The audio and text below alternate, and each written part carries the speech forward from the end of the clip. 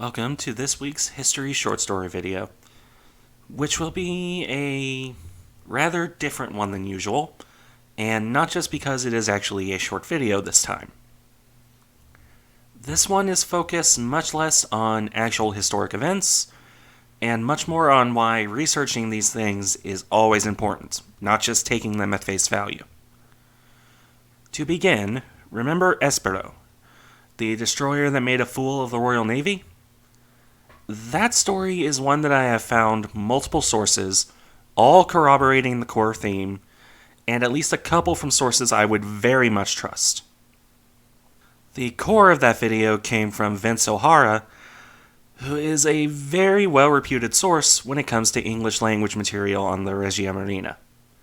A couple other aspects, such as Sydney leaving the launch behind, come from different sources, but the core of the story remains more or less the same no matter who you're looking at. You have the little destroyer surviving thousands of shots at her. You have the Royal Navy wasting most of their cruiser ammo. All of those pretty well connected to each other. This is where we come to a similar story, though, at least in the context of small little ship doing things it really shouldn't be able to do. In this case, the quote-unquote star of the show is the German minesweeper M-1. This is a little minesweeper barely pushing 1,000 tons, and with a couple guns too small for even destroyers, supposedly doing things that would make Espero blush. This is a case where sometimes too good to be true probably is too good to be true. In this case, the story comes from Hitler's Navy. It's a reference guide on the Kriegsmarine by an author named Scholl. For the most part, about what you'd expect of a professional reference guide. Lots of pictures, lots of discussion, a bit light on the heavy technical details you'd expect from your Friedmans or Berts. It's fine for what it claims to be, and it doesn't claim to be anything more than a reference guide.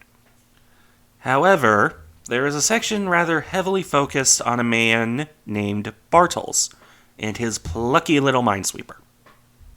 To directly quote the bit in question, after taking part in the invasion of Norway, M-1 developed mysterious engine trouble and was unable to return to Germany with the rest of the flotilla. By the time the fault had been traced and repaired, the other ships were too far away for her to catch up, so Bartels reported to the senior German naval commander, who was only too pleased to use M-1's services. Bartels distinguished himself by carrying out several extraordinary feats. He managed to capture a destroyer, together with an entire torpedo blow flotilla. And later, he even captured an Allied convoy and took it to a German-held port. Right. There are other things talking up Bartels, which makes this feel a lot like the man's memoirs were sourced for this, and we'll be getting back to that later. For now, does this feel at all weird to you? For context here, remember what I said earlier. We're looking at a ship that doesn't crack 1,000 tons full load, that can't go above 18 or so knots without wrecking the engines, that is armed with all of two 4.1 inch, 10.5 centimeter, and a couple smaller guns. And you're telling me this tiny little boat captured a destroyer, took an entire Allied convoy, which presumably had escorts, and brought it to a German-held port. This really should feel odd to anyone who knows anything about naval combat. I'll admit I enjoy a good underdog story. That's why I'm so fond of Espero. But the thing to remember is that that story is well reported by multiple sources, even if some of the finer details change between tellings of the story.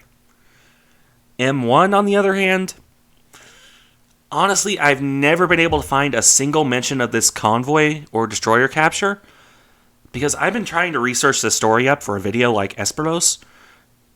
Every other source I can find makes no mention of this destroyer or this convoy, other than this one reference book. I am not about to claim the author lied or is deliberately misleading people, especially as the book is published by reputable publishers. However, in the lack of further evidence, I have to be skeptical on things like this. Sometimes things that are too good to be true are too good to be true. Furthermore, the book doesn't have a footnote, so I could look at whatever source is being used here. Don't get me wrong, it has a list of sources, but there's no footnote to this story about Bartles that I can look at. At least not without looking at literally every source in the back of the book and trying to identify which one it's talking about. That makes confirming the story even harder than it otherwise would be. With no other sources, at least I can find, mentioning it, and no ability to check the author's source, well, one has to wonder. That's why this video is here. Always, always, always check your sources. If you want to put something down, try and make sure you have at least a couple sources that agree with each other. You might find something that sounds cool, like a minesweeper capturing a convoy, and want to make a video or something about it. Only to realize, wait, why is no one else covering this again? This is why I always try to have at least 2, preferably 3, but at least 2, sources listed in my general history videos. Any serious researcher of any historical topic, or any topic, science, history, music, any of these, you always would want to try and have a source that you can validate with another source.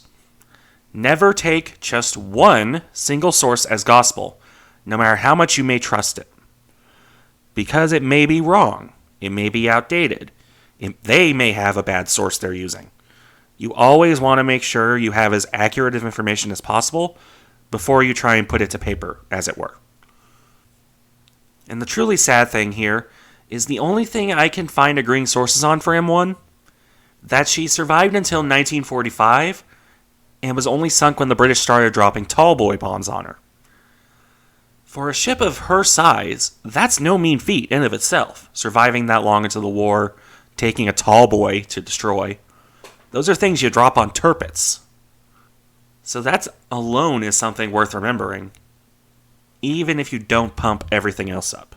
If anyone knows better about this, please do let me know. I'm honestly curious just how much truth there is to this story, one way or another. If it turns out this actually did happen, I'll gladly make a video on it, but as of what I've been able to find, I find it very doubtful.